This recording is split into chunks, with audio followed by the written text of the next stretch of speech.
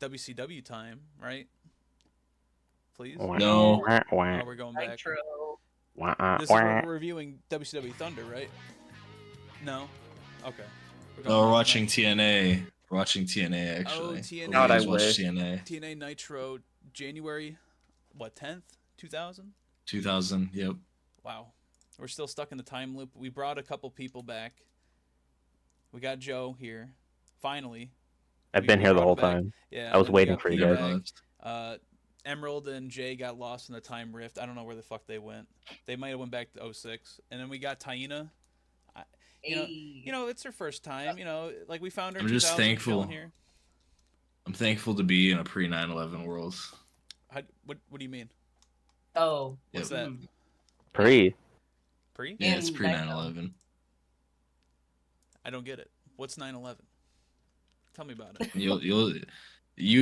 You don't. It's not for you, but your kids are gonna love it. Don't worry. Okay, cool. What are we talking about today?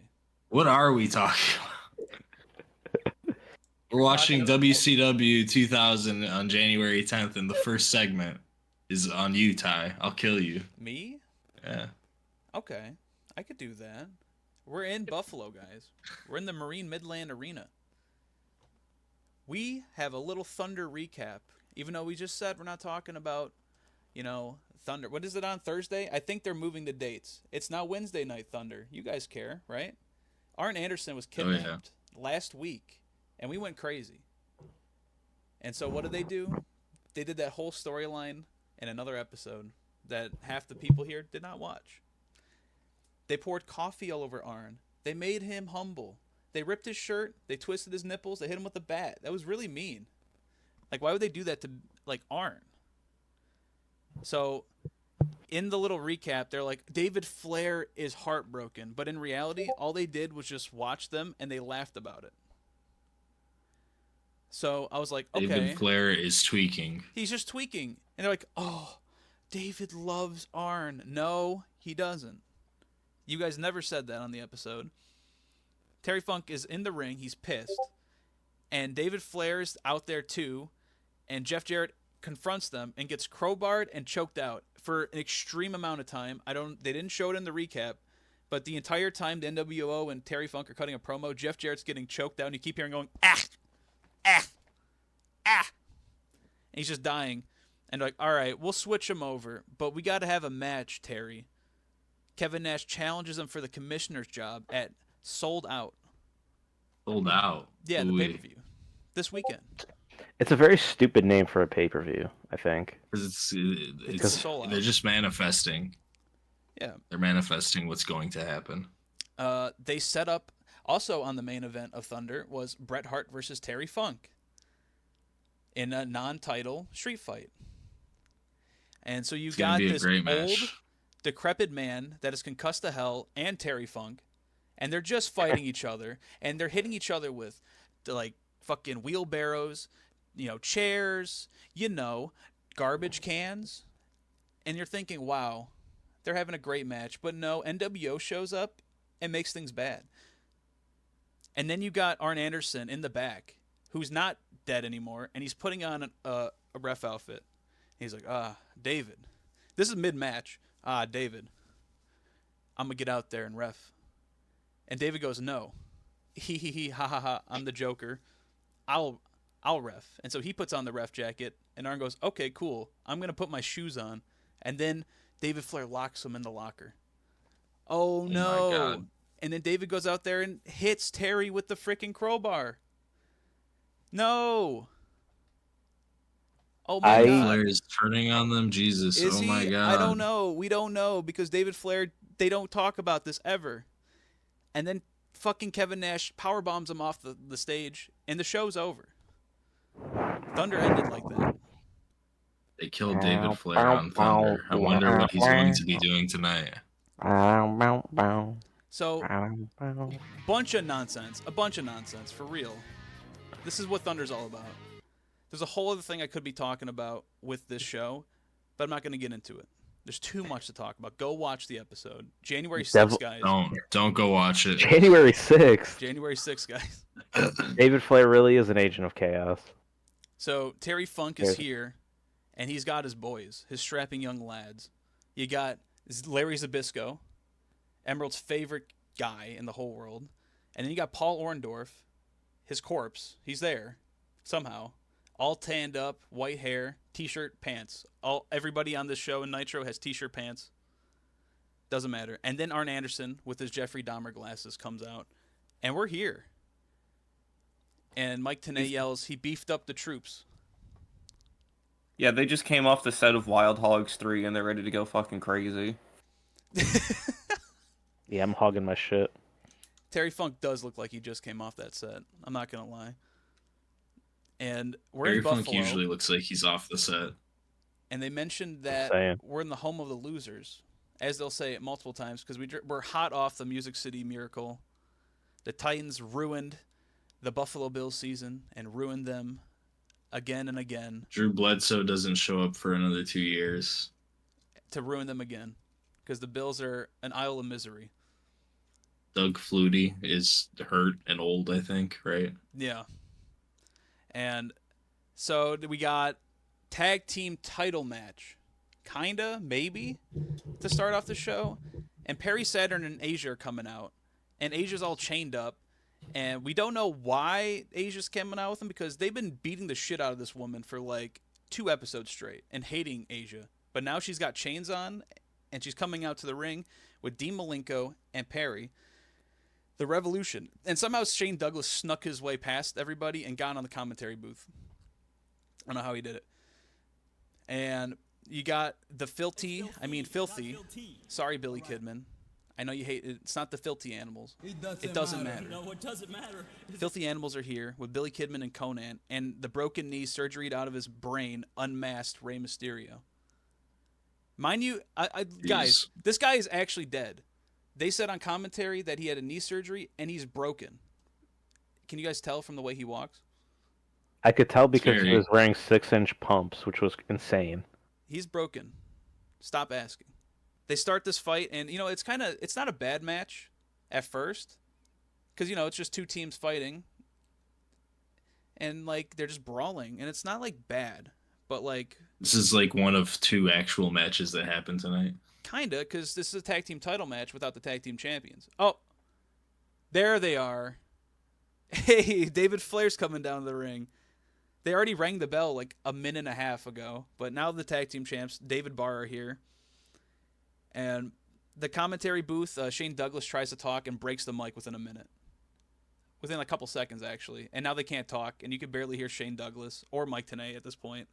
I don't hear anything that happens on commentary because my brain is just already swimming trying to figure out what the fuck is happening on screen, because it's just such a visual overload of 900 things going on that I just can't pay attention to them.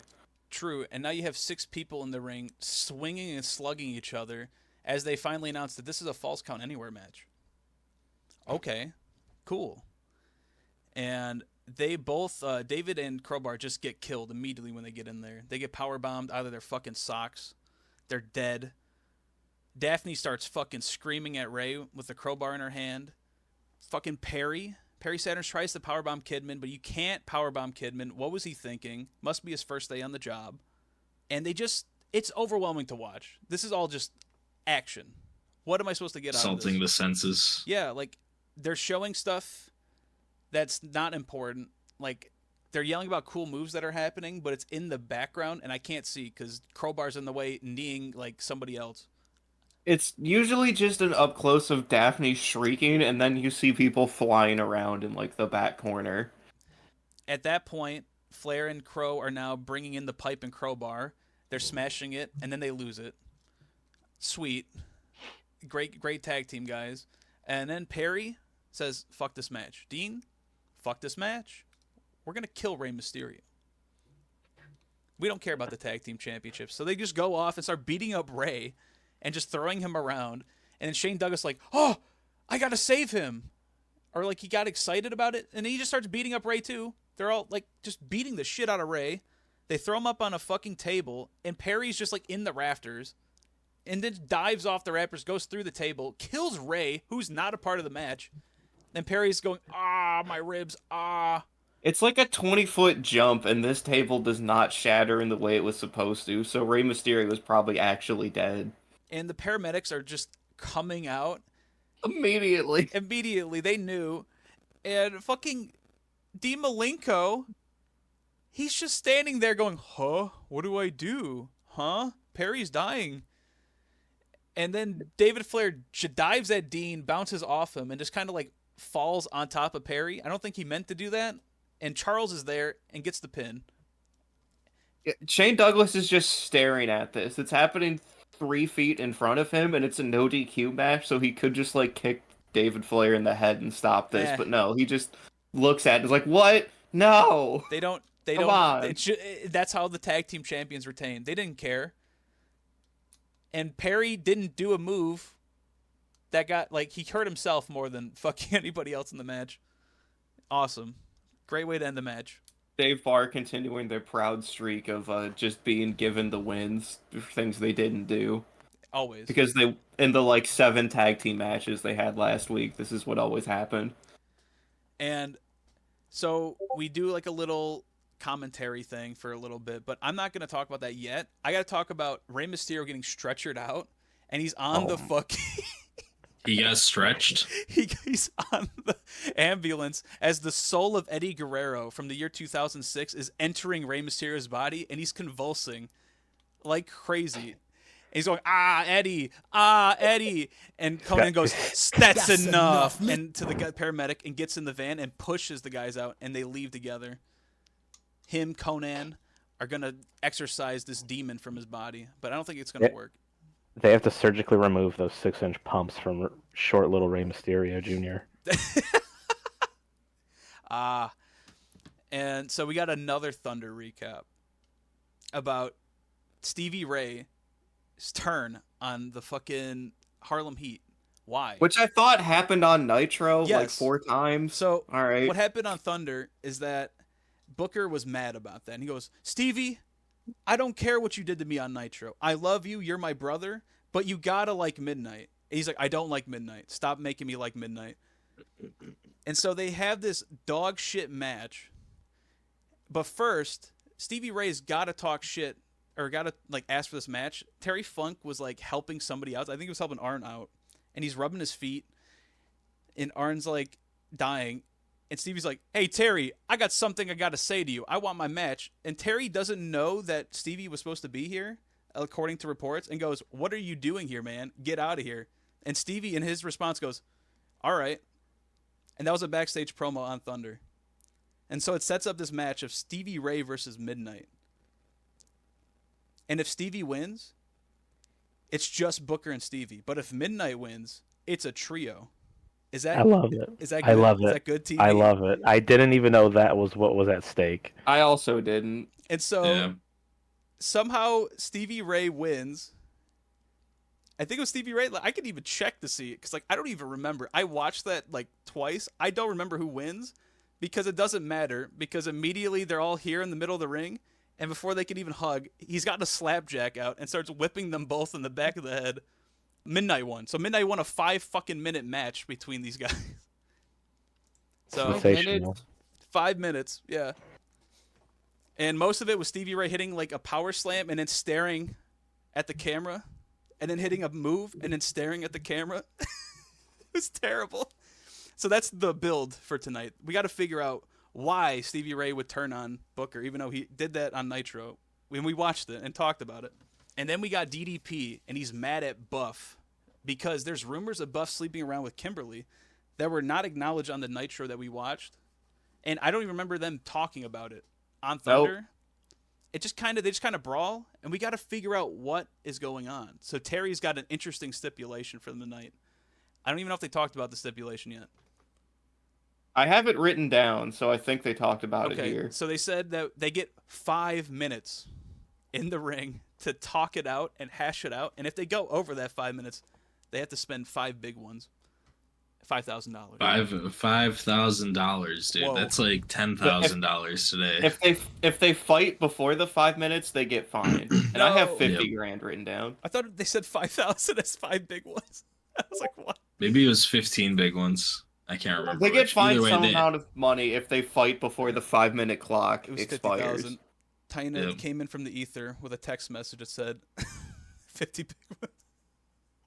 50 big ones.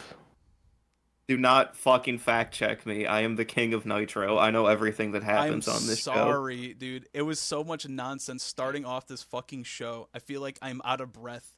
I'm out of fucking like saliva from talking about this nonsense. And now there's even more saliva about to be happening because it's Stott Steiner's birthday, baby. Stott Steiner. Ooh, Yeah, baby, my Steiner. goodness. He's Stott. He's not. Stott with I believe this is the third time now we've seen an nWo associated person in the first 10 minutes of the show. Wow.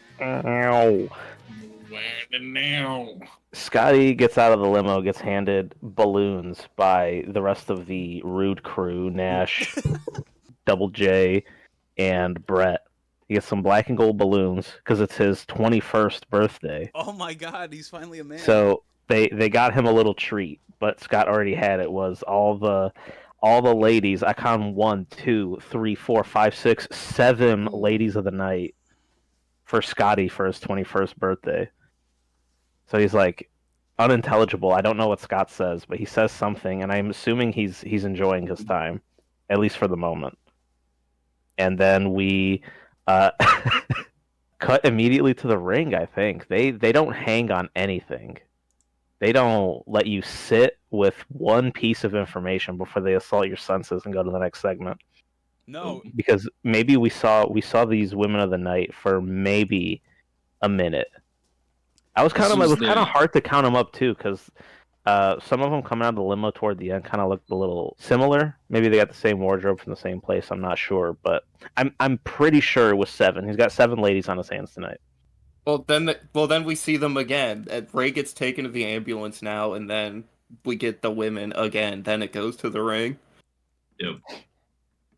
I can't keep up with this breakneck writing.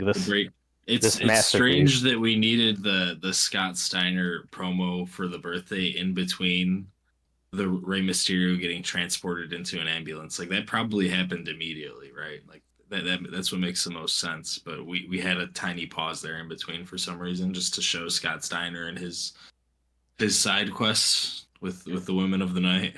Was it impossible for them to show a pre-recorded segment? Because if that were the case, maybe Ray was getting loaded up like 100 feet away, but they just didn't know how to like record on the VCR tape and then just hand it to somebody in the truck. Well, earlier in the show, Tony Schiavone was like, "We don't have a match card. Terry Funk is just booking this shit on the fly." So it's entirely possible. You know, when we receive information about the show, it doesn't have to be true. You know, that's just a lot of it isn't to begin with, anyway. Do you think Terry Funk watched that tag match and went, "Fuck it, we ball false count anywhere. Where's David Flair? Get him out there. We have a tag team title match. He's booking it like a champ. Shit, we gotta go." He's booking it like a guy that got kicked in the head by a horse. They said, "Kill Ray, kill Ray," and Terry's psychologically from the back going, "Kill Ray." And yeah, Ray got. Sir. So Ray gets Nitro's brought to you by Western Union. Ray gets loaded up into the ambulance and taken to the hospital. And then Scott Steiner just finds a locker room in the back, and he's just like, "All right, I'll pick 2 of you. Pink's my favorite color. Come on." Then he says pink's his favorite color, but then the girl wearing the pink has to wait outside while he takes 2 ladies in the back. He goes 2 at a time, and it's really important keeping count of this. Before we go into Scott's a busy fella. The next segment, we got to get some feedback from Taina, whose computer died immediately and hasn't said a single thing. So we got to get her input. How does it feel so far about this show and its nonsense? Oh my goodness. I love the nonsense. The chaos is hilarious to me. Because I'm jumping back because I missed everything about the first part, but I love the big jump on Ray, but that wrestler, I think is Dean Malenko. Yeah. He looked like tired the whole time. Like once he came out, like initially, it was like, he just kind of looked like, I've never seen him. So I was like, who's this guy? And the big Ray jump was really cool. And then let me see here. Oh, the fine! I love the fine. The fine was hilarious. I actually have wondered if there are ever fines in pro wrestling, and I was like, sometimes. okay, wait, this is more about Steiner now when he comes out with his ladies. But I noticed that every single lady gives him a full-on mouth kiss, and it's ridiculous. Actually, I didn't expect that at all. Swapping. Is Steiner married in real life? What's his situation right now? Oh God. I don't know that this man has ever actually engaged in a meaningful relationship with another human being. Oh no! Oh no! Okay, I can tell. Other than his brother. Yeah, Scott is not a man. He's an idea. He's not a real person. Okay, that makes a lot of sense. Yeah. According to Wikipedia, he gets married this year, and he does have 2 children. But That's I mean, crazy.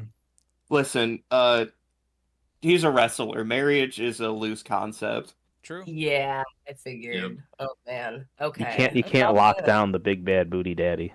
You really Always on the can't. road, bro. Scott Steiner has pled guilty to making terroristic threats and wasn't allowed at the Hall of Fame for a long time because he was like, if I see Triple H, I'm gonna fucking kill him, and he probably meant it. Oh my god. Oh, Scott Steiner rules. Scott Steiner does rule. He's crazy. Oh my he also god. curses in ways that make me uncomfortable. Because it's like... my mistake. The threats weren't against Triple H, it was against Hulk Hogan, so we're fine here. That's actually even more base, yeah. That's great. He uses curse words in ways that are unimaginable to the normal human's brain. So, and I was got my stamp of approval. So yeah, he's pretty cool in this one in terms of his mouth. So yeah, no, I got to see that. I also this goes way back to the very, very beginning. Yeah. But I love that girl screaming. The like Daphne? screaming. Yeah, respectfully. Yeah. Oh my goodness. I love her. Yeah. That's pretty. I mean, I just love the chaos of Nitro, so anything that happens. Oh, wait. Martin was saying something earlier that like the overload of not being able to hear or like not being able to focus on any of the announcers, plus everything happening, plus all of these like I don't even know graphics going on. It's just like it's unintelligible. So I don't even know who the announcers were. I don't know what they said. We got I usually like notate the stupid shit that the announcers say, and this one it just passed me by. Oh yeah. It's just so much effort to retain composure on like what is happening in front of you. Yeah. And we've gone from one segment where we really respect women to another one where it just kicks up another notch here because Oklahoma is out here. Would you like a Thunder recap about why this happened? Oh, yeah, sure. Here? You don't want to why we're here? No, I don't. I prefer this. Seconds. It's 5 seconds. No. Oh, no, we don't want it. Keep your thunder out of here. No. We need the lore. No. No we thunder. Don't want the lore. We need Hashtag the lore. No thunder. I need the Oklahoma lore. I just flipped to the Turner Broadcasting Station channel, and I see a man with barbecue sauce. That's right. With barbecue sauce and a broom. JR, is that you? That's Oklahoma, brother. Oh, that's Oklahoma. Geez. That's a different guy. Look, and they're playing the Sooners theme song, dude. Their fight song. He's coming out to the ring. It is. He's waving around his bottle of. No, dude, that's Oklahoma. Jeez, what the fuck? On. Are you for real? Shut up, Jesus! Didn't you watch Thunder, dude? You know that's Oklahoma. Yeah, but jeez. Look. He comes to the ring and he starts making a big stink about women in wrestling. and he starts calling out Medusa for reasons that happened on Thunder that Ty is dying to tell us, but I won't let him. Oh. I wanted to know this. I will, but honestly, I don't know how much context I really need because he kind of, I mean, he runs his mouth a lot. So oh my god, Medusa is currently the what? What champion is she? She is WCW Cruiserweight Champion. Yeah, Medusa is currently the WCW Cruiserweight Champion because nobody gives a fuck about cruiserweights anymore, and they never did actually. So, she's Cruiserweight Champion. He starts popping off at the mouth saying, "Women aren't real. Women aren't real people. Send them in the kitchen. They should know their role and be barefoot and fucking cooking and pregnant in the kitchen, bro. That's it." Somewhere Nico is popping off like, yes. Nico's like, yes. Finally, someone agrees. the Chuck report is going crazy right now. The Chuck Union, where we at? Now, for some reason, even though Medusa is the one being called out, Asia rocks up to the ring for a fight with. Well, there is a reason for that, but what happened? I missed. Oklahoma issued an open challenge to any woman on the roster. Oh yeah. Oklahoma says any woman that thinks they can beat me, get on out here. And then Asia, spelled Asia, comes out. Asia, Asya. Who is that supposed to be? I have no idea. There's no earthly way for me to know who this is supposed to be. It's a concept that goes beyond my mind. China. Her name probably should have been Taiwan or something. Chinese Taipei. With a Y. President G, he didn't mean it. It's TYWAN. I should be booking this show. Anyway. We might as well be. Honestly. Taiwan shows up to the ring and beats his ass for a little bit and goes back and forth. I don't know what we're doing here. Then he fucking hits her in the head with the bottle of barbecue sauce. And you see that shit fly everywhere. Oh my god. I missed that the first watch, actually. It completely lathers like that side of the ring too.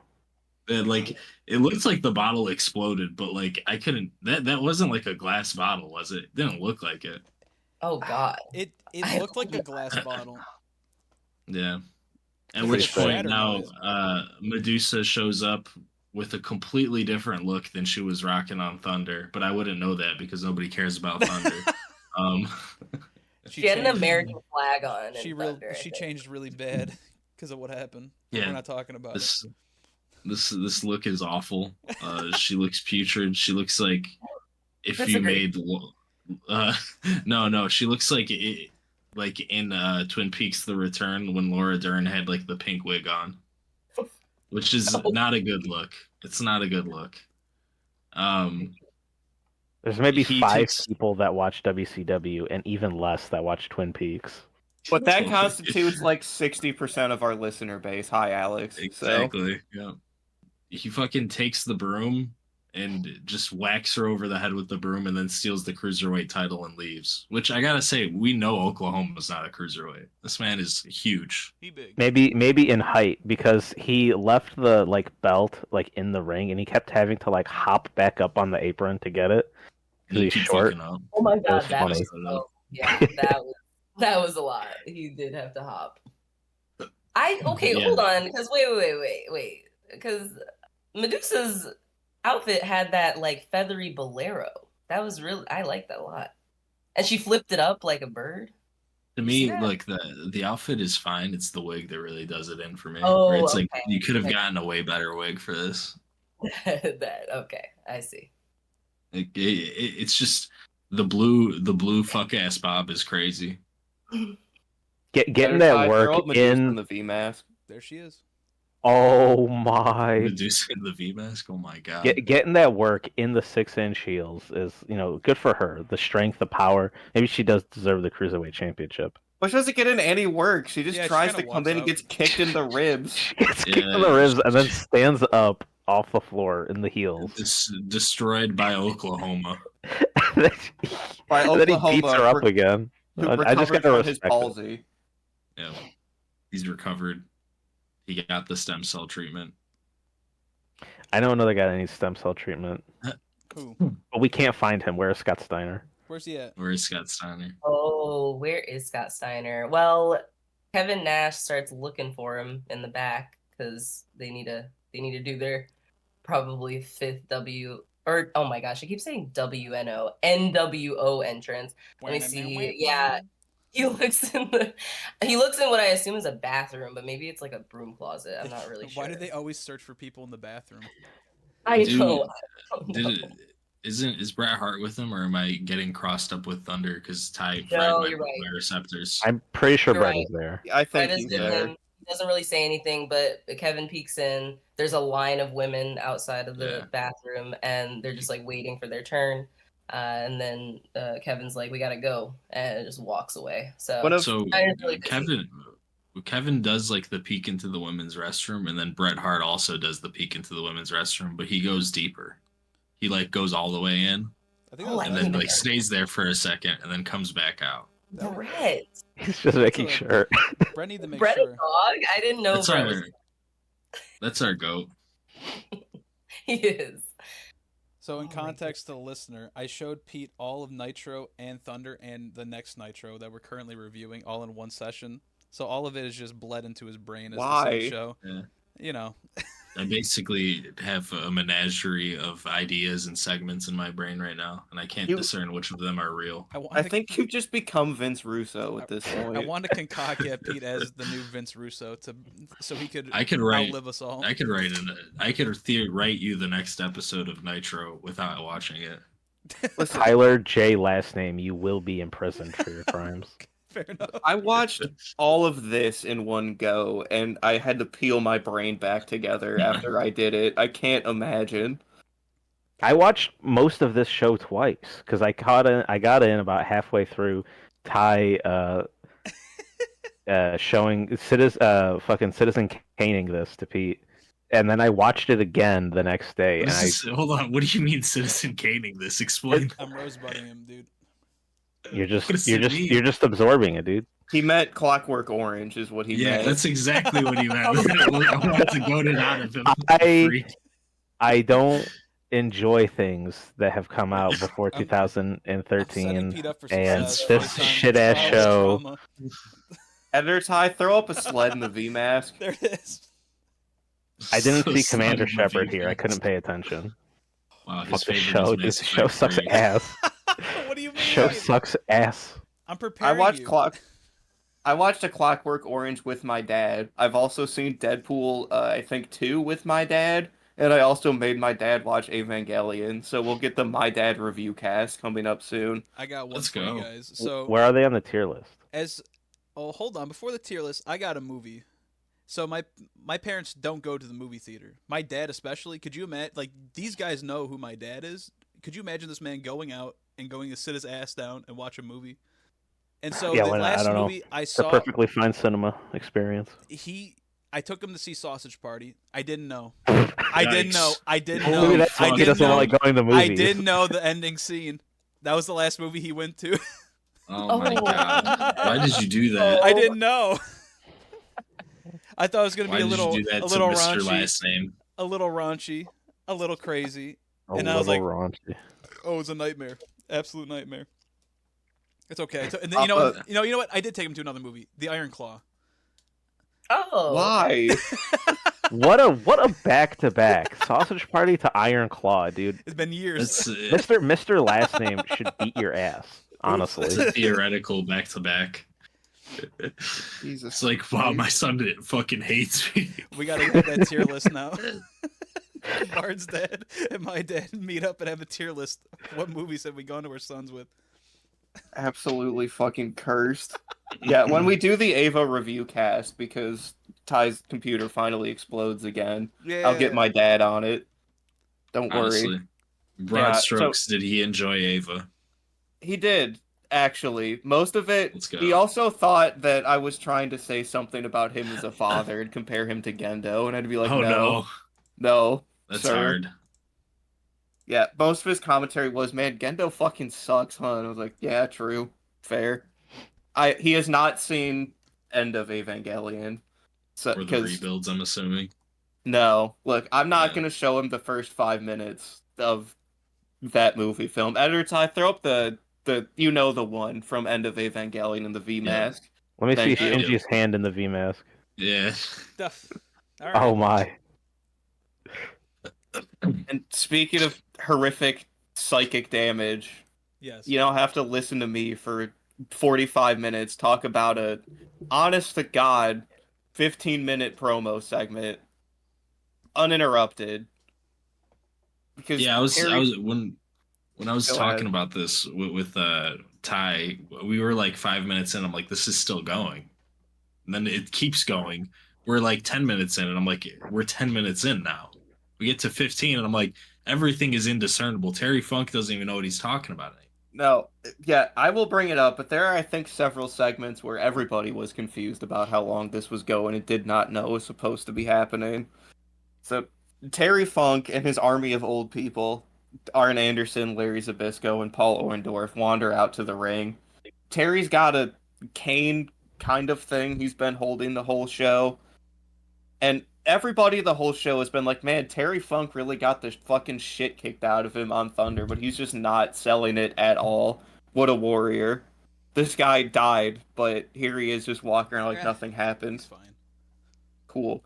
And Terry Funk's like, big sexy, you gotta do more than that to kill me. My army of senior citizens, I got these guys off the unemployment line. That's my favorite line. The unemployment. Yes. These guys, nobody else wanted to pay because nobody cares, but now we're going to have them in front of you. And we're the old age outlaws. Oh, no. For the second week in a row, we have somebody just taking the new age outlaws gimmick. Oh, you didn't know? These guys are old. We love stealing WWE gimmicks. It's epic, guys. I swear. Please. And then Terry prattles on, yada, yada, yada. Arn Anderson grabs the mic, hey, you old bitch. What doesn't kill me makes me stronger. That's what they say. I'm gonna hide in a closet and jump out and kill you, because that's what you guys do. And then Larry Zbyszko, for some reason, gets the mic. It's like, you know what, you young whippersnappers? Hey audience, do you get it? We're fucking old and nobody cares anymore. You're looking at tradition here. You're only here because we are here. We started the business. We've gone through millennium madness, but it's still our century full of old people. Legends never die, kid. And then, for some reason, Paul Orndorff gets the mic. And Paul Orndorff does not look well. He shouldn't be here. I don't know what was going on with Paul Orndorff, but his brain was probably very similar to somebody else on this show that will come up later. He grabs the mic, and he's like, hey, look at these guys at ringside, and it shows a bunch of people I don't recognize, and also Chuck Palumbo at ringside that were here last week. Wow, dude, Mark Jindrak, the legend of Mexico, are you for real? Okay, we got Mark Jindrak in the cut. Yeah. He's like, these guys are from my power plant. I'm training these guys. I teach them to bleed, to keep the tradition alive. Looks at his hand. He has to remember what the fuck he's supposed to talk about. And hey, we're not past our prime, bro. I swear to God, we're old. Get it? But geez, man. And then, for fairly restrained on this episode, but we do get we hit one of those. I don't know if that's been muted. Ty killed it. I think Ty has killed that one.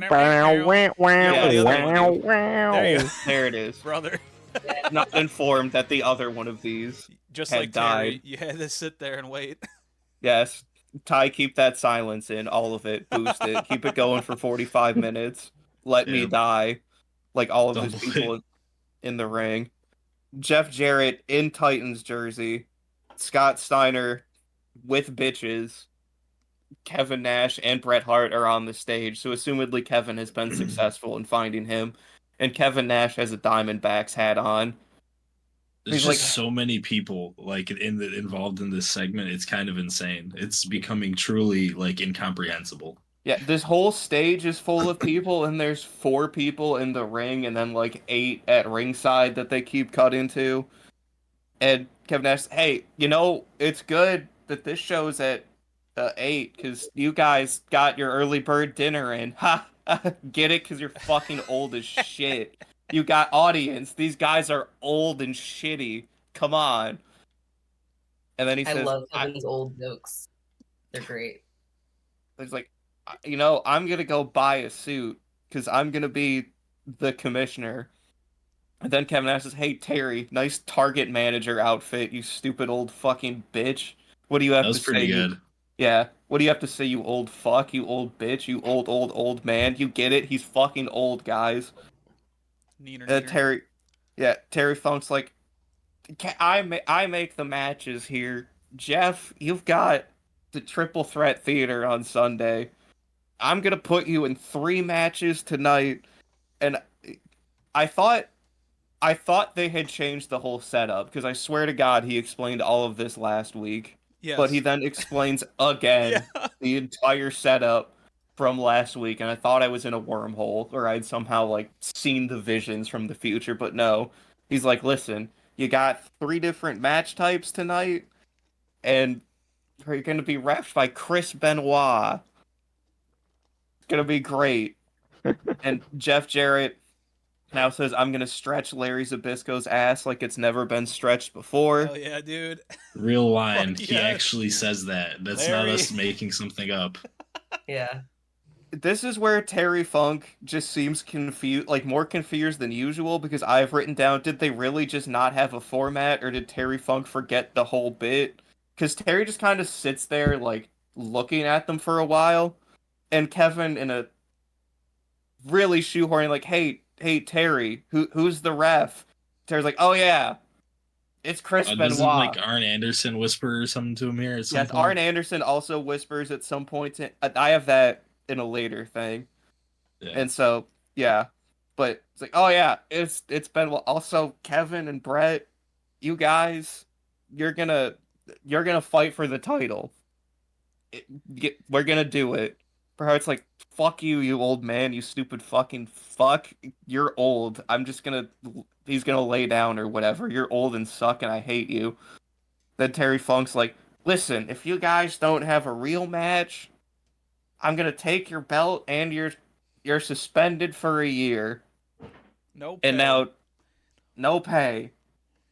And now, in a real display of passion, and probably a shoot, I'm gonna be honest. Well, no, it's not a shoot. Kevin would never say he doesn't need the money. But Kevin Nash is like, you know what? I saved up money. If you suspend me for a year, I don't fucking care, dude. I'm 6 weeks away from my corresponding gynecology. The best line of the whole episode. Kevin's getting his gynecology degree. He's only 6 credit hours away. Can we give a round of applause to an educated man from this city? Thank you, Kevin Nash. Good And job, Kevin. yeah, and then Bret Hart just is like, yeah, me too. Yeah, I don't need money. It's fine. So real stakes here. And then we get another awkward silence. Arn Anderson whispers into Terry Funk's ear. And then Kevin Nash also has to whisper at Bret Hart about what's supposed to happen. So now I think just two people are probably still concussed from last week. Or in Bret Hart's case, from Goldberg still. Forget. We get an awkward silence, and then Scott Steiner grabs the mic, and everything he says is just muted and bleeped out. It's so sick. I need the transcript. So it's good they found him.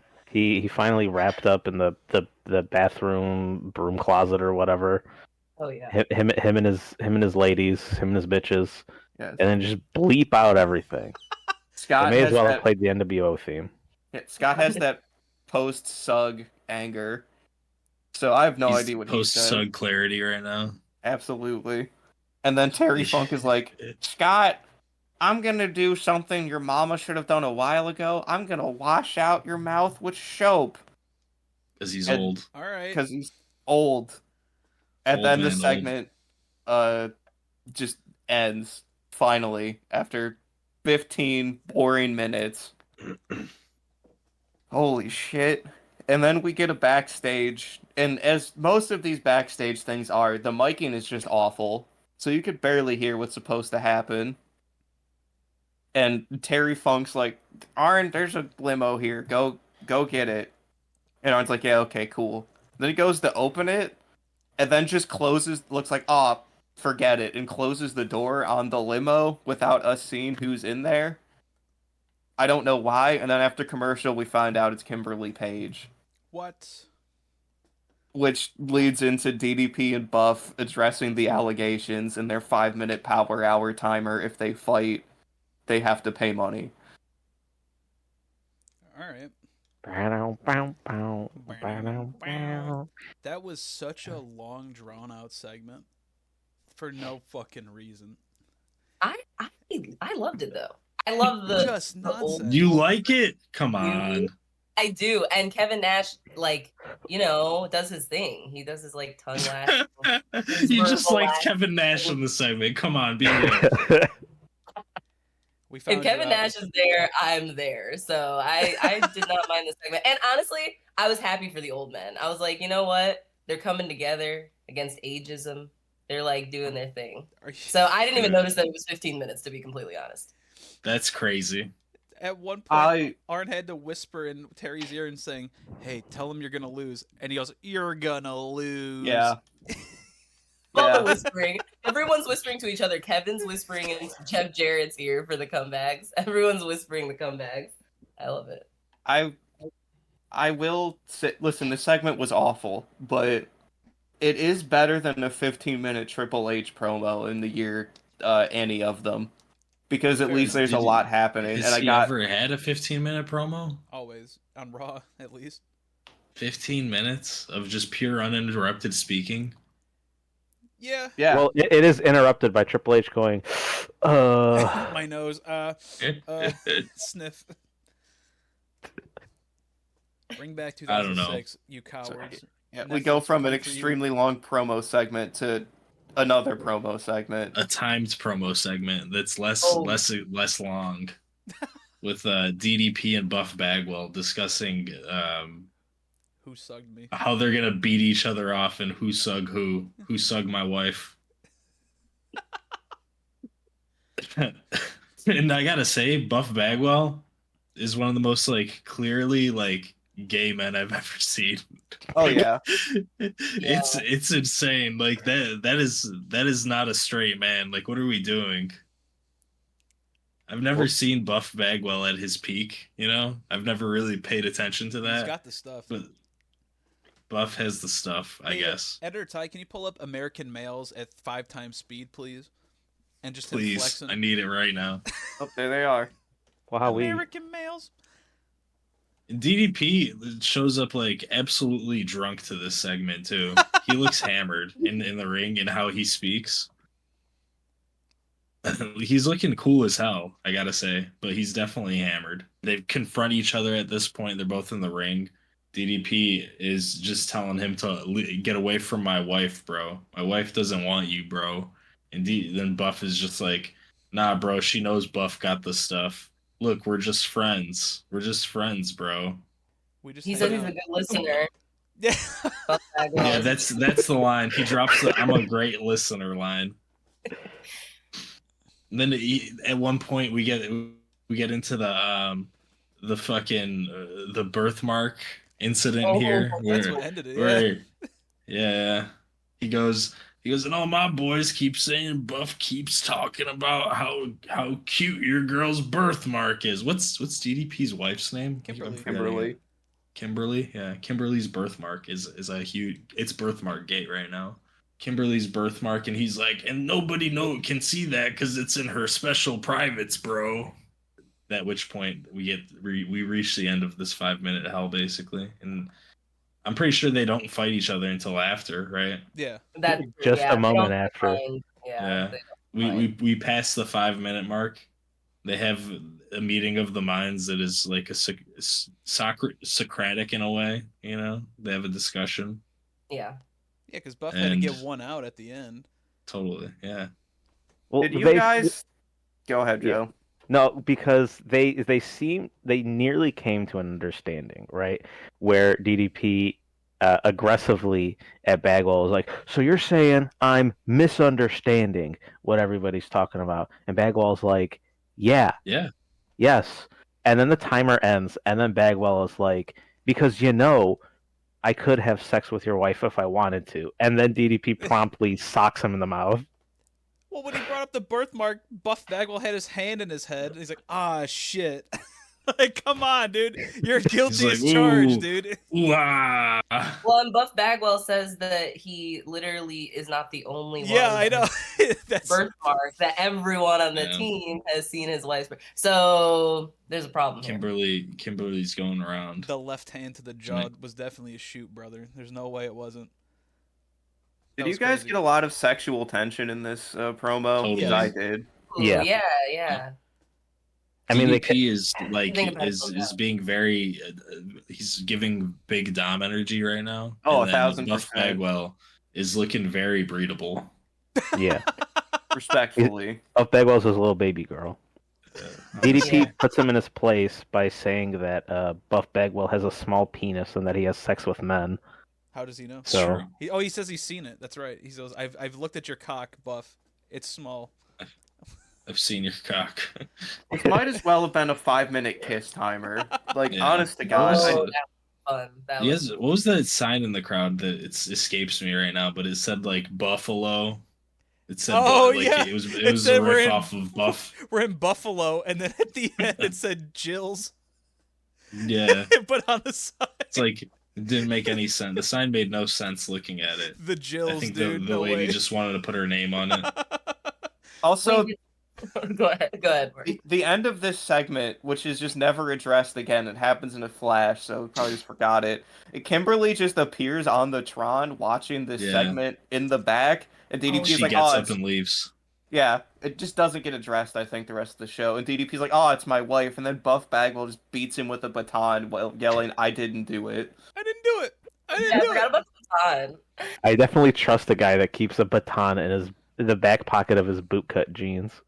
Do we ship Triple H and Cena or DDP and Buff more? What do you think? Ooh, you know what? We might have a possibility of DDP and Buff over Cena, Triple H, because Triple H is keeping that shit hidden. We know that. But Buff is all out there, and DDP is looking like he's about to fuck the stuff. So, I'm all in on DDP and Buff. Well, we know Triple H. The stuff zone. We know Triple H is not an enemies to lovers kind of guy because he goes back to his problematic ex, Sean Hickengooner.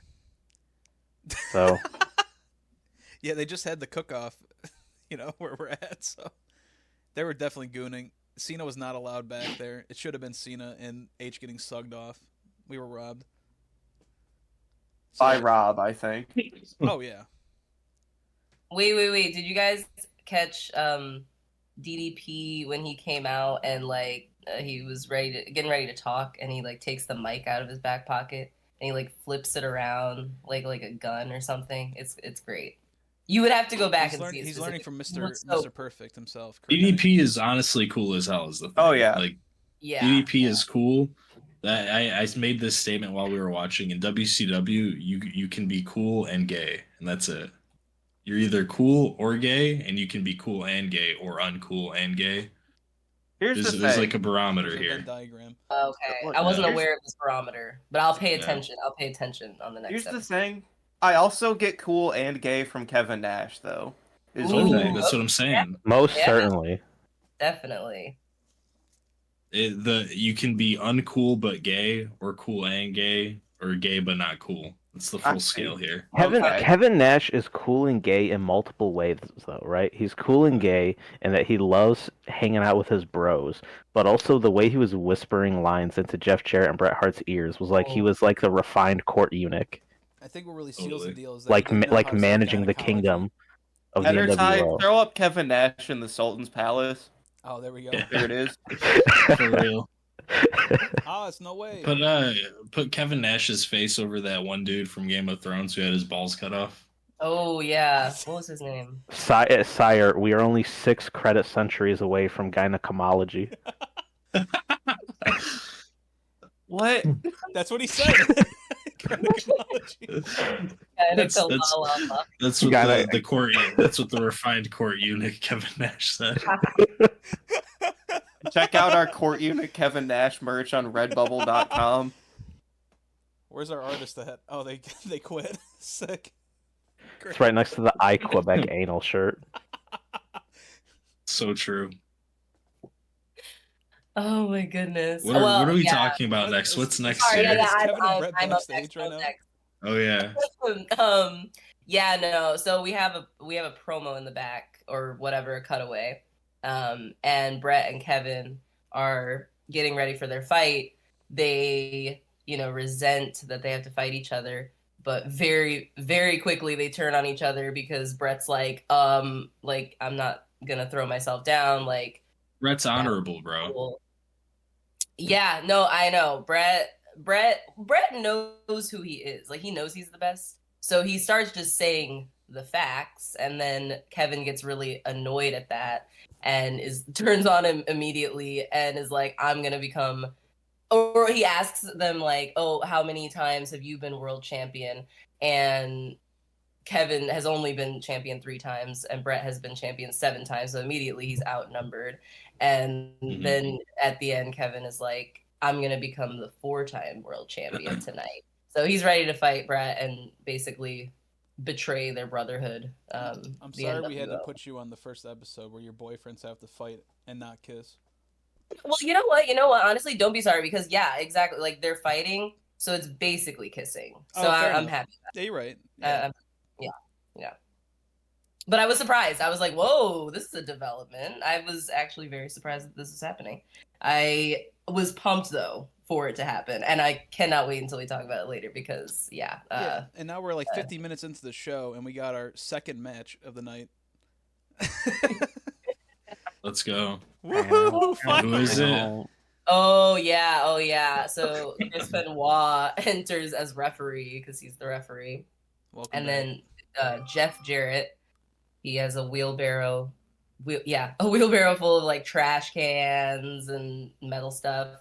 And they get to the ring. Jeff Jarrett's ready, and Terry Funk, he has these mystery friends that he's bringing out, so we don't know who's gonna come out. And who ends up coming out is someone I've never encountered ever in my. I've never seen this man.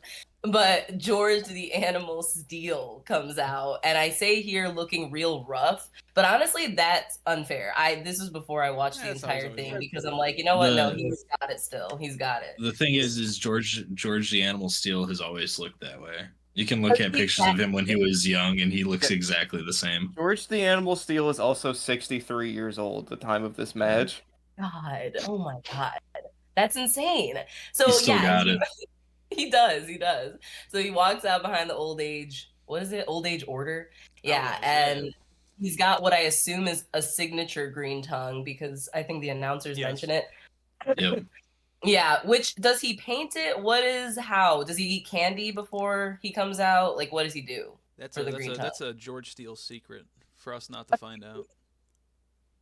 Fair enough, yeah. So he starts throwing metal items at Jeff Jarrett. Just full force, too. I really liked it. So he starts throwing trash cans and chairs right at Jeff Jarrett from outside of the ring. Jeff Jarrett leaves the ring to escape, blunt force trauma, and then George keeps like hitting Jarrett because he leaves the ring for a little bit, then tries to get back in, and George keeps hitting him with like chairs and everything still.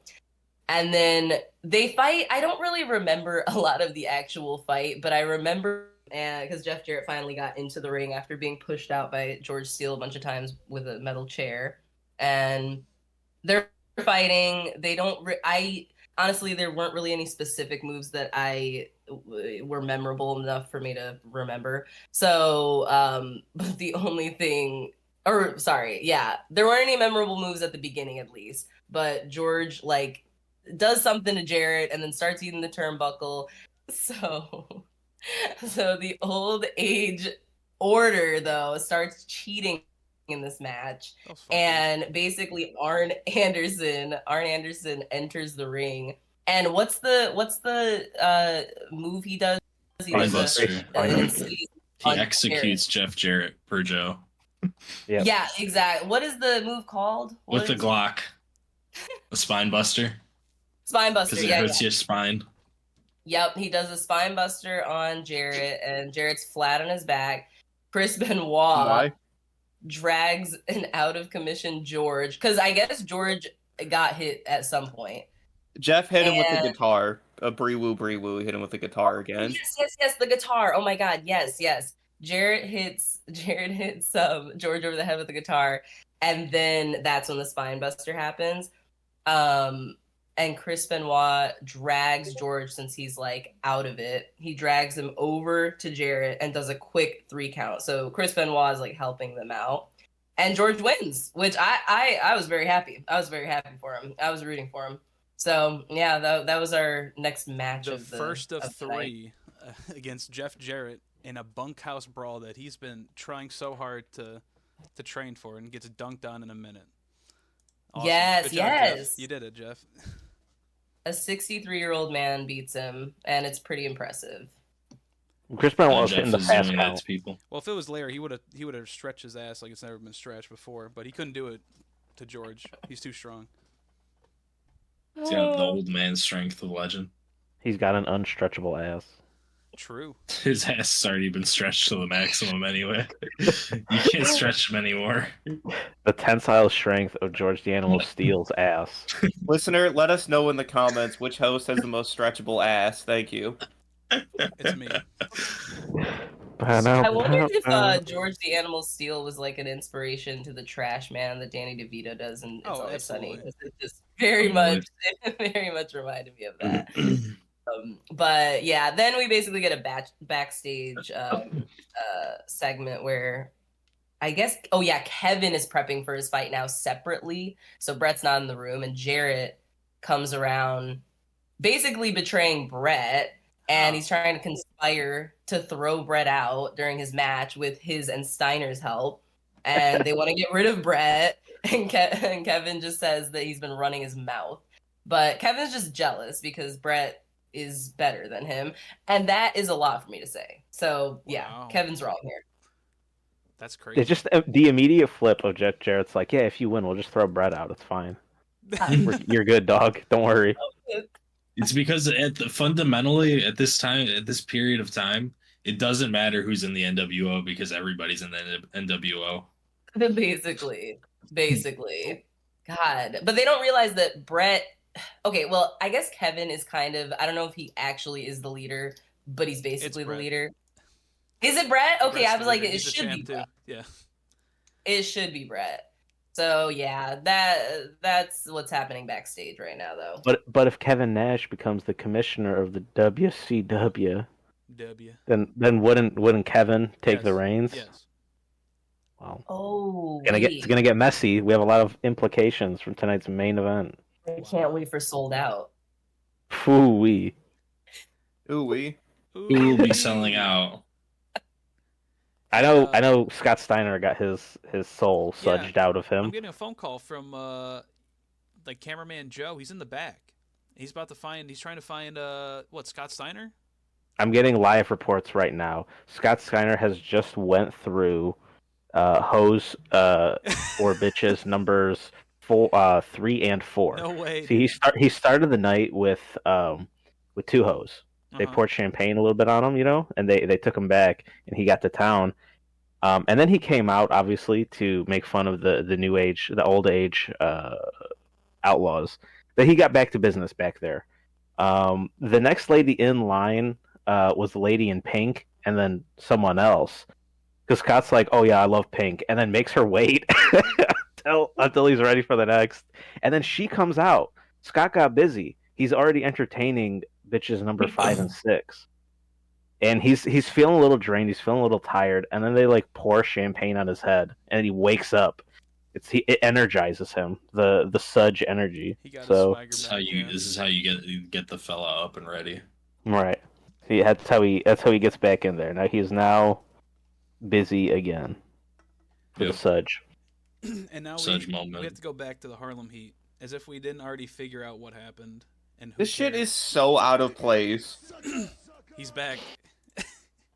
Like this. Wow, it's King Booker. Earlier, Martin, you're right. Because I was watching Thunder, and I was like, wait, didn't this happen on Nitro? I was so confused about what in the world they were putting in the recap. The show blends itself. It's all stupid. This is also like the most effort in an angle they've put in. Like, what I'm saying is it feels like Booker T is kind of trying, which makes it out of place on this show where nobody's trying. And Mean Gene's in the ring, and he goes, we got to get Stevie out here to solve this. Please, Stevie, come on out. And Stevie is wearing this like crazy-ass fit tonight. He's got the red corduroy on. He's got the gold chain and the slacks. And what's the Kenny Bernstein Master of Faster hat? No, on? hold on. There's no way that's corduroy. That looks like a velour top. I can't tell what material In that the is. comments It's below, like silky, bro. Can we figure out, is it red corduroy or red velour? Here's a picture. Look at it. Header tie, throw up Stevie Ray in the outfit, in the V mask. Also, guys, hear me out. Steve V. Ray, right? Oh my. Don't do that. Hey, Think about it. Mean Scaring Gene, me. all the raw down, smack up people, they sug. This is fucked up. They sug. Tony, no charisma. Fuck you. He starts cutting into all the commentators. He says Mean Gene sucks. He doesn't really care what the Buffalo Fruit Booties say about him. He says it about 4 more times. He says the Fruit Booties. There's a guy in the crowd that had a sign that said Fruit Booties. I didn't know this was a thing beforehand. He pretty much says, like, me and Booker, we fought together for 7 years, and we beat everybody. But then Booker got a little taste of success, his little brother, and he won that no good TV title because that's all they thought of him. I mean, to be fair, the TV title is vacant right now. So I think Stevie's got a point. So that's crazy. He implies that Booker he turned his back on him and the neighborhood. With he's wearing his Johnny Carson signature suits and his Bruno Magli shoes. Doesn't mean he's from the hood anymore. We all know what happened to the last sucker that stepped outside with Bruno Magli shoes on, and then Mean Gene just looked disgusted. The crowd is booing, and I'm like, what the fuck are these guys talking about? Who was the last sucker that stepped outside with Bruno Magli shoes on that got this big of a pop? All I could find was maybe it was OJ. This article had him wearing the Bruno Magli shoes. I don't know, but I'm going to have to go with it, even though it was like 7 years prior to this episode. I guess the crowd cared enough in Buffalo. Oh, they're in Buffalo. We did it. I figured it out in my noodle. Yeah, you know what? You did it. That was the case. It's been cracked. Hey. Ty, end the pod. All right. Take us home. Oh, Booker T's coming out now to interrupt. God damn it. We were almost done. Fuck. And Fuck, I thought we were free. Booker's wearing this huge-ass suit. Wait, that's not Charmel? No, that's Midnight. No. Midnight is in her ring Why would gear. he do this? In this yellow fucking ring gear. And Booker's suited up. Worst looking suit I've ever seen. That'd be real. And he goes, shut the hell up, Stevie. And as Stevie was talking, he was saying that Booker has a pay-per-view named after him and that he hates him for that. But you couldn't barely hear that. But I just thought it was funny. It's like, I was thinking, well, what the fuck pay-per-view is named after him? It's sold out. Okay. Because he sold out. Oh! He really tried to get that one in at the end, but yeah, it was barely audible. Booker comes in the ring and he's like, hey, Mama's turning in our grave thinking about us fighting. And I'm never going to fight you. You're my brother. We're supposed to be a tag team. We're supposed to be brothers. What is going on? I'm never going to beat you up. Fuck you, Stevie. Get your head. And then he slapped him. Stevie slapped him really fucking loudly. And Booker goes, all right. Yeah, let's do it. We're going to fight. It's sold out. But this won't fix nothing. And he swore. He said the S word. He said shit. It got bleeped out. God. And that's it. That's all we got out of that segment. Good job, guys. I don't care about this match. We just had him try to save the family, and then he hit him with a slapjack. Wow. You know, this is just like Jimmy and Jay. Oh my god, it is. It is. Yeah, but the problem is one person involved in here is talented. Yeah, same with the Usos. Shout out to Big Jim. Yes. Whoa. Yo, yeah, that's right. Yeah, he was born a Man king. Event James. He was born a king. He was a no yeet king. Yeah, when Jey Uso goes in the chamber What match the fuck are and you he saying? loses and Jimmy Uso wins, we're gonna no yeet at WrestleMania. This is what it's all about. Yeet, no yeet. I'm Let's sorry, go. the Moon Mother was giving me fucking transcripts from the future. Yeah, I don't know what WrestleMania is. Ah, Also, just real quick in the Jeff love Jarrett George Starcade. Steele match, somebody had a sign that said Jeff Jarrett strokes the small one. yeah. The small Thank you. gold one, brother. Where is he? Now Jeff All and right, Kevin now are we- sugging each other back in the. Yep. Back in the locker room It's again. the meeting of the minds. Oh, wait. Again? Yeah, this is they a are. 3-second segment. You Yeah, might no, have it's covered it literally- again. You might It's have. such a short segment. Yeah, it's not even a segment. It's really Wait, not. it's- Jeff Jarrett just walks up to Brett and basically does the same thing as I don't even know what his name was. The other guy. Oh my goodness, I can't remember. But yeah, Jeff Jarrett comes up to. Oh my god, it's taking me longer to explain this segment than it was actually in the show. Jeff Jarrett is is playing both sides, basically. Yes, here. yes, Yeah. exactly. That's what confused me because I was like, wait, wasn't he also talking to the other guy? So Yeah, he's talking to Kevin. yeah, so he's basically telling Brett that we're gonna beat Kevin. So This you is know, BS. doing his thing. We're gonna sug Kevin. There's a coup going on And- in the NWO. If we're gonna keep that segment, we may as well talk about Arn Anderson being cold. Ooh, I'm Yeah. outside. I'm cold. Remember that? Ooh, I I'm hate outside. Buffalo. Wait, who's in this car? Ah, I'm cold. It's Buffalo. Who's in this 1998 Yeah, Ford oh, Mustang? This is the second time I've gotten this segment, which is just Arn Anderson going outside to greet somebody in a limo, and the camera cuts away before we can see them. I love the cars that they Yep. come into. So you got the limo with Kimberly, and you got the shitty fucking beater car with George Steele in it, and now you got like this nice, not very like luxurious car. Who could that be? It's Who is it? Tito. Tito, yeah. Oh my Tito God. Santana. Wow. You guys remember Tito? him? The Tito? It's the Oh the my. big T brother. So He bizarre. comes out, and then Jeff How Jarrett bizarre. comes Oh. back out from his water break. Chris Benoit is once again the special guest referee enforcer. with the yeah. Jeff Jarrett comes out and gives a little chuff to Buffalo Bills football player. I had to write down Ted Washington. This is the biggest man I've ever seen. He looks He like is- he looks like Viscera, but like built. He is ginormous, and then Jeff Jarrett like pushes him, and he has to be held back by like 5 guys. And then Paul Orndorff Just comes in 5? and tries to chill him out, and then Jeff Jarrett shoves him, and he falls down. And he gets up and like follows Jeff into the ring. Chris Benoit's like, yo, chill to Paul, which at that point Jeff Jarrett goes on the offense and jumps Tito, and then the bell rings, and the match starts. And there's not much here. I mean, Tito still does a good hip drop. He still does a good drop kick. The man But can't Jeff sell. Jarrett Tito tries to work the knee like an actual match, but then Jeff Jarrett's like, nah, I don't do that, brother. And then hits him in every corner turnbuckle until he starts kicking Tito, who is holding onto the bottom rope, and Benoit has to like bear hug him to pull him off, and then Jeff Jarrett elbows him to get him off, and then Jeff Jarrett just starts getting memed on by Chris Benoit and the Old Age Outlaws, who have now just appeared. Larry Zbyszko has shown up as well, and they're all just memeing on Jeff until Ted Washington then comes in and distracts Jeff Jarrett. He gets up on the apron very quickly and very scarily because the guy looks like he's like 6'8" and 400 pounds, and then just shoves Jarrett, and then Tito gets the fast count win. Well, Paul Orndorff pile drives Jeff Jarrett. That was fucking crazy. Oh, I forgot about that. Yeah. Hard as hell too. I missed it, dude. I can't keep up.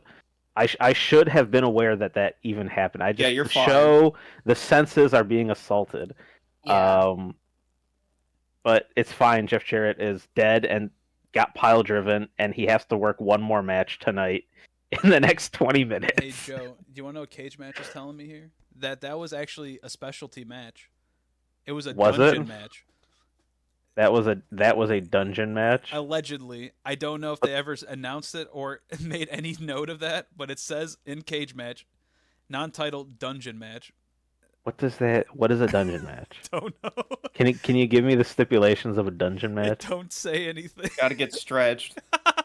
You Like, get stragged in the dungeon. Also, Yo. the only reason that this Ted Washington fella hates Jeff is because he's wearing a Frank Wycheck jersey, and he goes, "I hate the Bills. The Bills stink." And he goes, I hate you, Jeff Jarrett. I'm gonna kill you." Yeah, I've got 3 things about this match. The first thing is that, as Joe said, this is the only limb work I've seen on the 2 episodes of Nitro I've watched so far across a million matches. So that was crazy. Tito did try to have a real match. Maybe that's why. Terry Funk says that Tito Santana can, and I quote, light up anyone's ass in the nWo. Oh my. And Terry Funk gets on commentary and says everyone in the nWo is on steroids and they have hemorrhoids between their ears. Oh, okay. Jesus. Sweet. Brett on. I only have one thing, and it's Tito's gold cape. I love it. Hell yeah. He's so extra. We love it. Ooh, so we go from terrible. No yeet. No yeet. Sorry. We go from yeet Tito Santana to no yeet. Tank Abbott upsettily walking around backstage, and then we go to commercial, and then we come back, and he's walking out, and he's got a mic in hand. He's wearing a prisoner of war, missing an action shirt that I'm sure he got from the Norfolk, Virginia Veterans Association, along with the methamphetamine he injects. And he calls out what's this guy's name, the head of security, Doug Dillinger. Yeah. Dillinger. He calls him Duckman and quacks at him and demands that he comes out because he's been taking money from him via fines, which is a terrible plot device. The fines is the dumbest and weakest thing ever because you literally cannot see it. It's bad. I don't think anybody has any heart in WCW anymore. I don't know why we're keeping up this charade. Anyways, Duck Quackman comes out, and then he gets the first blow in on Tank Abbott, and then Tank Abbott headbutts him and assaults him until the security guards, the DPW power plant security guards pull Tank Abbott off of Duck Quackman, and then Jerry Flynn shows up and gives him a fucking stiff ass shin kick, which was sick, and then just slides out, and Tank Abbott smiles, but in a way where we don't see that he's missing the first 6 teeth in his mouth. Fucking Jerry Flynn looks exactly like Bart Gunn did in Brawl for All, and I can't stop looking at him like that now. I don't get it. That fucking shaved top is crazy. Oh my god, that shaved top is terrible. It's awful. You look like this guy can move like dirt, and he just fucking floats in there and starts spin kicking and doing all these stiff ass shots, and I go, hell yeah, dude, this guy rocks. I will add though, what I did miss was that they did security and I think real police officers, or at least people that they handed guns to, at prop guns maybe, I don't know, but they had guns on the waist. They handcuffed Tank Abbott because he fought Quack Dugman, and then that's when Jerry Flynn came in and kicked him in the head while he was handcuffed, which is sick. Tap's like, oh, okay, cool, I guess. He was kind of asking for it. Tanky Boy is asking for it. It's fine. Fuck this guy. I don't care at all for Tank Abbott. Wow. I don't get it. I don't understand it. Okay, I've only seen him wearing blue jeans. Okay, yeah, listen. Okay, first of all, beard and jean and chain. Never seen a guy like that. Never considered this. Might have been the first. I think he was the biggest one to do it, honestly. Absolutely, but Joe, come on. Duck Dillinger, and he quacked at him. And he called Jerry Flynn Kick Boy and Huckleberry Flynn. Huckleberry Flynn. Dude, come on, Joe. Huckleberry Flynn, please laugh.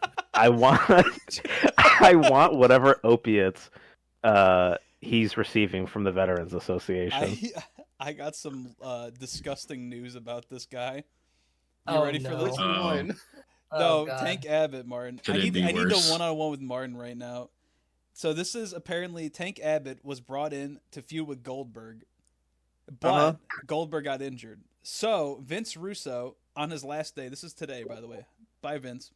You sneaky. No. Vince said, sold out because the title was up for grabs, that he really wanted Tank Abbott to win the belt and hold it briefly. The mid-card Abbott.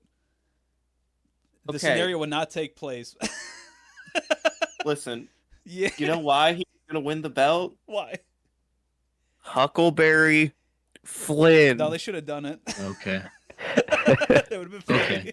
You know what? I see the vision now. Also, Mike Tenay promises, guys, Thunder is special again. The A-Team is going to be there, I swear. The who? The A-Team. I assume he means people that anybody cares about, but yes, in my head, Mr. T is going to be on Thunder. And I'm not watching it, so I'm just taking that as fact. I need to see fucking B.A. Baracus and Hannibal just meme on Oklahoma, please. Please, God. This is Dun, dun, dun, dun, dun, we had the third Jeff Jarrett match already. And just like Tank Abbott concussed my sensibilities, I see Chris Benoit has been knocked out backstage. This might have been the one, but we didn't see it, so we can't confirm. Oh, the one's coming later. Yeah. I love that he got beat up backstage because, as Pete will go into, it's crazy. I just love it. I want to talk about it, but we're not there yet. Who is that in the car? Oh my god, Oh it's my Jimmy God. Superfly Snuka. Yeah, and I wrote down that Jimmy Superfly Snuka arrives. He looks kind of crazy, and this is before Confirms criminal on him. Yeah. The eye is bulging. He's just making sure his wife is okay. Have you not watched the Dark Side on him Jesus yet? Christ. Confirmed murderer, No, I Superfly haven't. Jimmy Snuka. Oh my goodness, I have to watch it. I'll watch that one next. Yeah, he does coke and beats the shit out of his wife and kills her. It's not that good. God. Horrifying. Dun, dun, dun, dun, dun. Don't look at that. Look at Bret Hart pulling up his knee pads. Anyway, Superfly Jimmy Snuka is walking. Well, first Jeff Jarrett comes out and looking like a bitch, same as he's done all night. Comes out to the ring, walks into the cage. Then the Superfly makes his way down, but there's no official for the match because, as we know, our fucking Canada's greatest son, right? Yep. Chris Benoit was found destroyed in the back. So the match starts. Superfly does a couple like rope spots, just like bouncing off the ropes, making Jeff Jarrett look nice, I guess. Honestly, I'm gonna go ahead and say it right now before we get deep into this. This match is just a segment. This isn't even a match. Wow, dude. Come on. I wouldn't qualify this as a real match. The work rate, brother. It's work rate. He's Just got like 3 matches one night. And just like Chris Benoit wouldn't qualify a concussion as a medical condition, he walks That's out true. and then immediately gets the steel door of the cage kicked in his face by Jeff Jarrett. Kicked him like 3 times. Jeff Jarrett like kicks him in the head like 3 times before he finally is able to enter the ring and officiate the match. And by officiate, I mean just immediately fucking throw Jeff Jarrett into the cage. So, like, what happened to him backstage? Something happened to him. Something changed him a He little was bit. attacked and But he was fine. he let out the Wolverine, bro. He was fine. He came out and was like, "All right, No. I'm here, guys." Yeah. They gave him smelling salts, bro. I'm deeply injured. And so now Jeff Jarrett exits the ring and grabs like the fucking guitar to do his guitar thing, and now the olds come out. Fucking senior citizen discounts show up Yeah. to beat the fuck out of him and just punch him back and forth for a while before Jimmy Snuka and not Bret Hart, Chris Benoit. my Canadians mixed up. My bad. Climbed up to the top of the cage to do their fucking big splash on him, and this is the one that did it for sure. Oh yeah. It wasn't Jeff Jarrett. The first time Chris Benoit climbing the cage, Jeff Jarrett throwing his legs out from under him, and then him falling back straight in his on neck his head, dude. from the top turnbuckle. If it wasn't that one, it was definitely this. Chris Benoit just headbutts him. He does the flying headbutt, dude. into his chest. Yeah, Enter and then when he gets up, he shakes his shit around, looking like he did get recoiled by that, and just fucking looking concussed. No he does not reason. look okay. Yeah, not even a part of the match. He's just a ref, and he died for that. He's getting over, brother. Oh my god, he's getting over. The whole night we've seen Chris Benoit give Jeff Jarrett's opponents a fast count 3. This one was the most normal 3 count ever, and that was because the synapses in his brain couldn't fire to his arm quick enough to tap the mat. So this might have been one of the ones. Yeah, this was also the one for Jeff Jarrett, because he got what he calls the worst concussion of his career from this splash. Oh, what? Really? Holy shit. So he's injured, wow. right? I think he... Oh, yeah. So... we got a pay-per-view this weekend. It's spoiler, Jeff Jarrett's not going to make it. Because he's injured. Chris Benoit destroyed him. That's crazy. I didn't think it. Oh, wow. Wow. And just like getting destroyed, Scott Steiner stumbles out of the bathroom broom closet with ladies number 6 and 7. And now ladies number 1 and 2 are re-upped. Scott Steiner is looking drained. These women have stolen his semen. No. They sug him. They sug him. He's got the lipstick kisses all over him, and Classic. Scott's not feeling himself. So, lady number 1 in the blue shirt splashes a glass of champagne in his face. Scott Steiner is recharged and ready to go back. Wow. So, bitches number 1 and 2 go back and wish Scott Steiner a happy 21st birthday, and then we have the main event. Okay. And then we have the main event. It is time for your Millennium main event. Woo! And the first thing we see, Kevin and Brett come out, and they're like, hello, we are Kevin Nash and Bret Hart, whatever. And we go to the back again, and in the sug room... They're throwing more champagne on him, bro. Well, we find Scott Steiner, in boxer, has been tied up by the old Age Outlaws. He has fucked himself too eepy, and these old men have tied him up in the sug room. And then Terry Funk gets out a bar of soap and washes his mouth out like he threatened to do. Oof. It's My in-show theory is that continuity, he was tied up guys. by the girls. Wow, the The girls. girls betrayed him, you think? Ooh. I think they tied him up for freaky stuff, and then they. Oh my found him god! But They left it. They sucked him dry, and then he fell asleep. Here's Vince Russo Yeah, for exactly. you, Taina, right? So you got these girls, That's right? very relatable. You thinking that maybe Terry Funk set him up with the girls, right? Obviously, that makes sense. But nWo had the girls. They were all That's like, true. hey girls, we got these girls for you. Unless Terry Funk was on the streets of Buffalo going, hey, listen, if you get called up by Big Sexy, answer it and say yes, I will pay you double to turn on Scott Steiner, but you got to all sleep with him. You all got to sleep with him first, but then we'll get him after. Sug him dry. Yeah, you have to milk him until he can't fight anymore, and then he's broken and beaten off in the back. Editor Ty, throw up Scott Steiner on the milking table. So true. Oh my. And what happens to boxered out, tied up Scott Steiner? He gets his mouth washed out with soap. And when we were watching live, Joe goes, "That doesn't look like soap. That looks like butter." Honestly, looks like he was stuffing a turkey hole with some butter, brother. Do to you what your mother should have done to you. I'm gonna put a bar of butter in your mouth.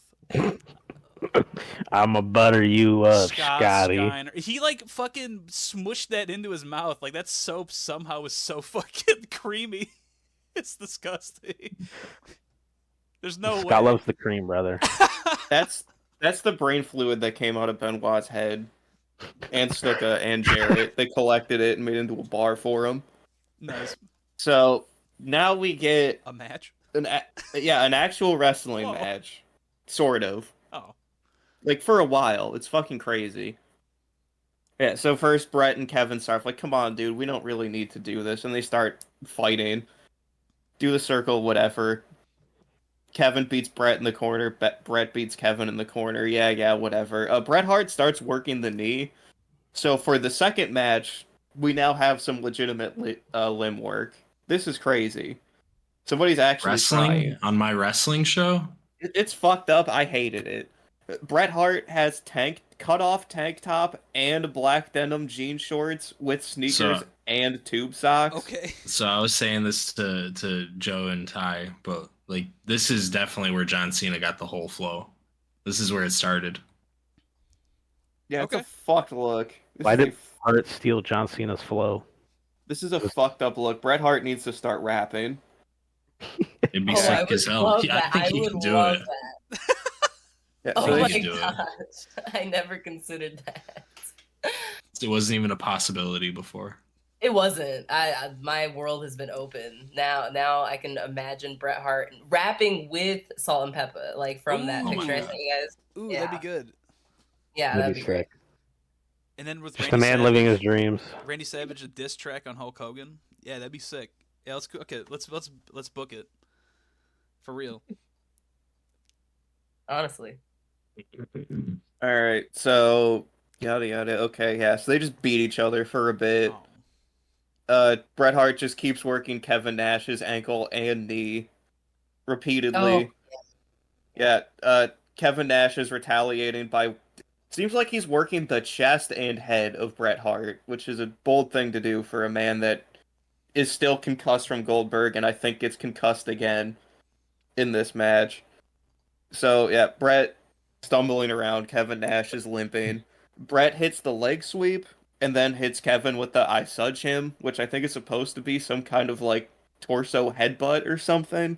But come on, we all know what it is.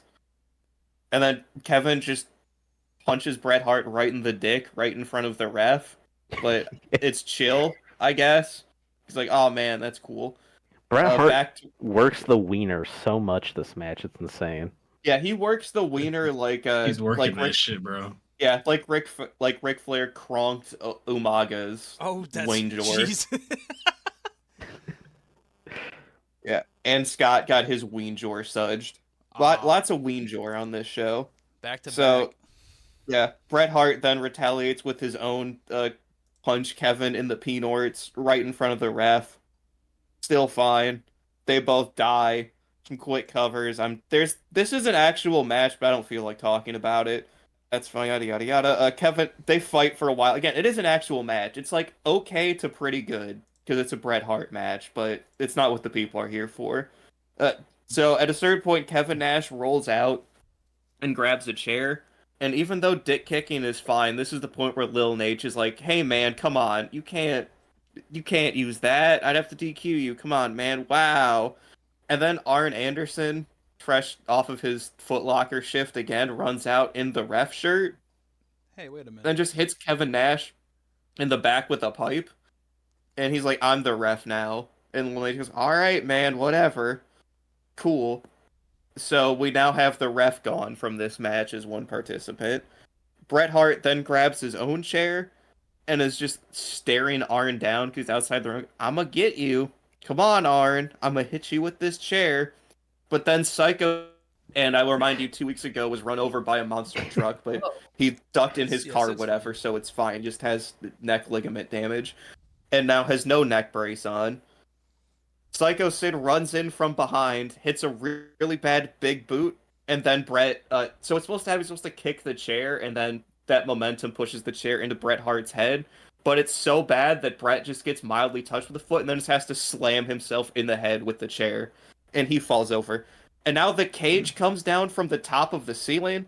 Oh my Pure chaos. Yeah, Kevin Nash has disappeared. The original ref is gone. Psycho Sid is in here. The cage drops. Arn Anderson is in here as the ref. Psycho Sid chokeslams Bret Hart and then hits him with a nasty fucking powerbomb. And then as Arn Anderson's like, yeah, dude, that's awesome. And then Arn Anderson counts 3, and the bell rings. So I guess Psycho Sid has won this match between Bret Hart and Kevin Nash for the title, but the title doesn't change hands. And the announcers start talking. Doesn't make sense. Yeah, the announcers start talking about sold out. Psycho Sid and Arn Anderson just taunt spam. And where we find out, it's a brand, because it's... So Terry with Real Fire comes out, just shoves the brand onto Kevin Nash's shirt, and Kevin's like, ah! That's the end of the show. Really well. It's supposed to be in his dick and balls. He's branding his dick and balls, bro. Completing the court eunuch circuit.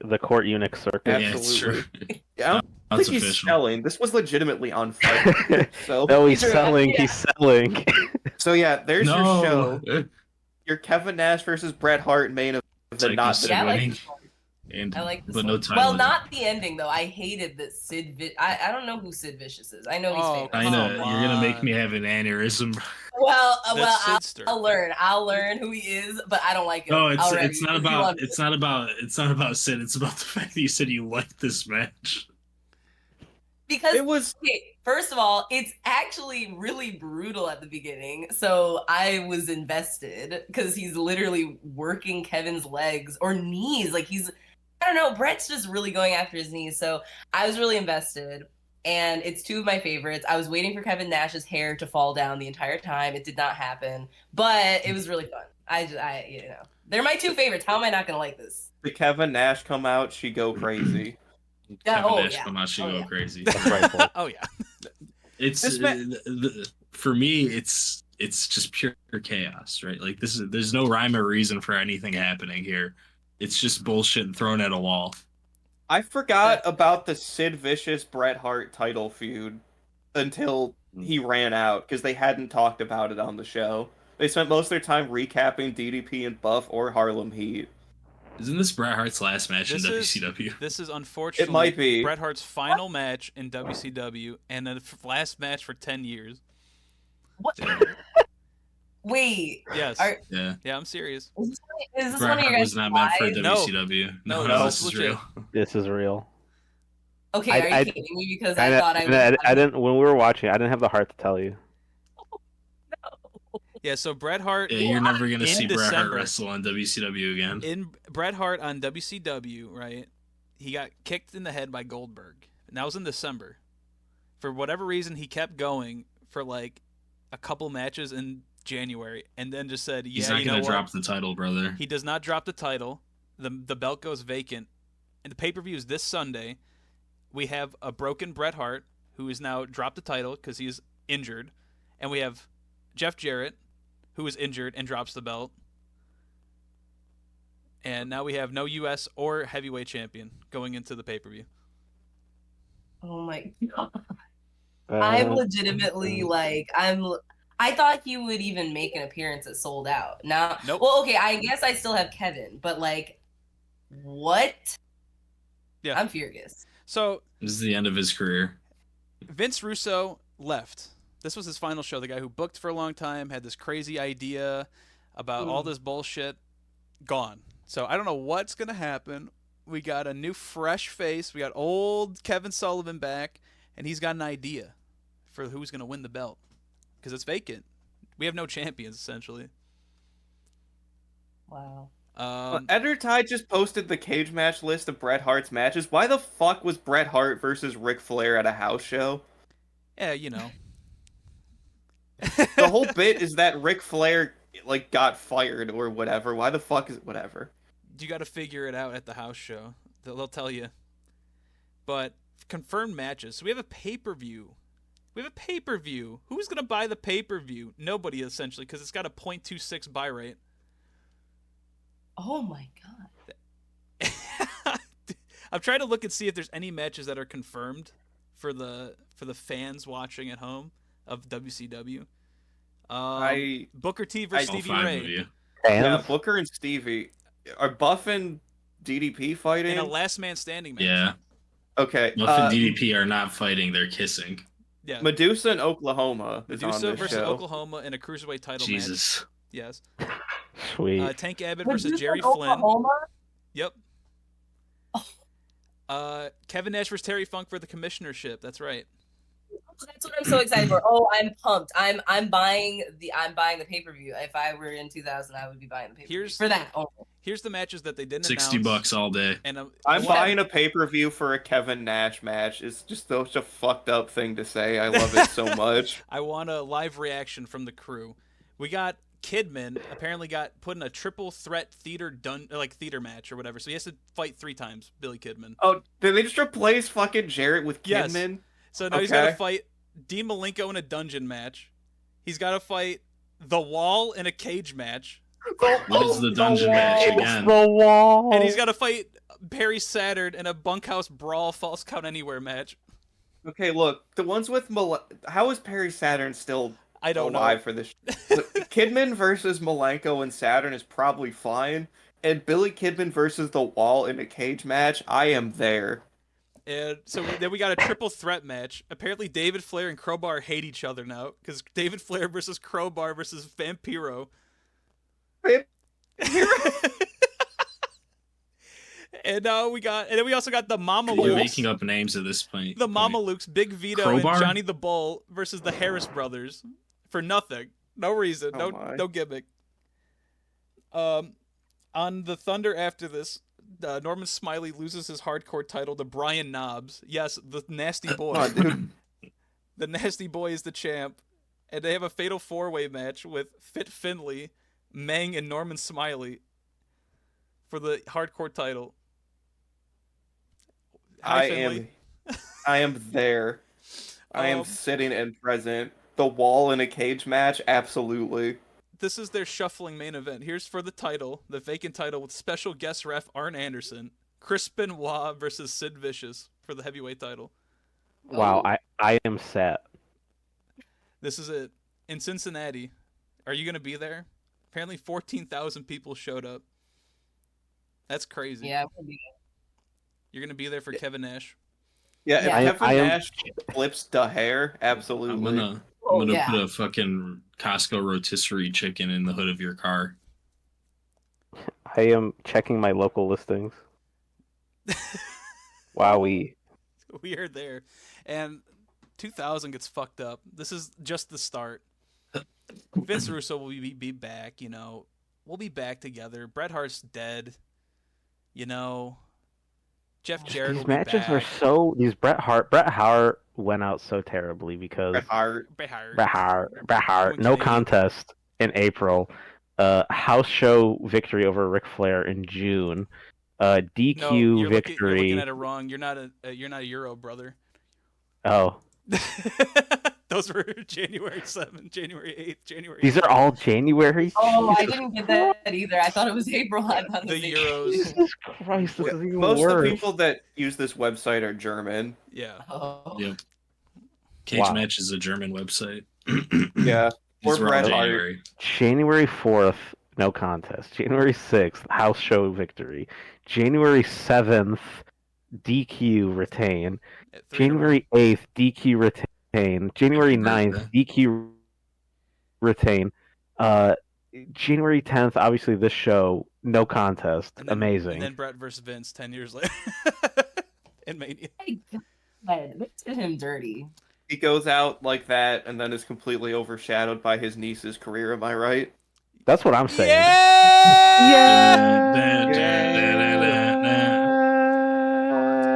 And if we ever figure out what the name of the show is, I can end it. And Millennium, Nitro, Daddy, yeah, Joe, yeah, do the yeah, that's the end.